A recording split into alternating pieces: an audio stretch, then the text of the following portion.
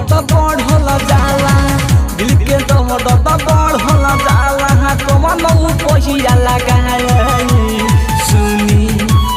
सुनी सुनिए भगवान जी दिल रेडीमेड बनाए आज सुनिए भगवान जी दिल रेडीमेड बनाए आज सुनिए भगवान जी दिल रेडीमेड बनाए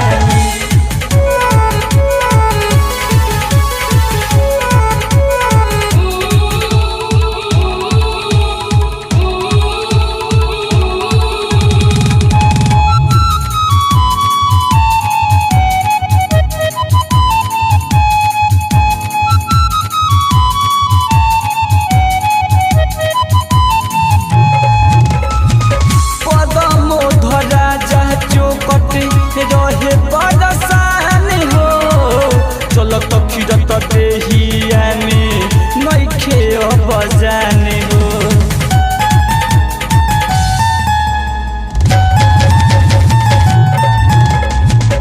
राजा दिलीप टिंकल रहे बरसान हो चलत फिरत देहिया में नइखे अब जाने हो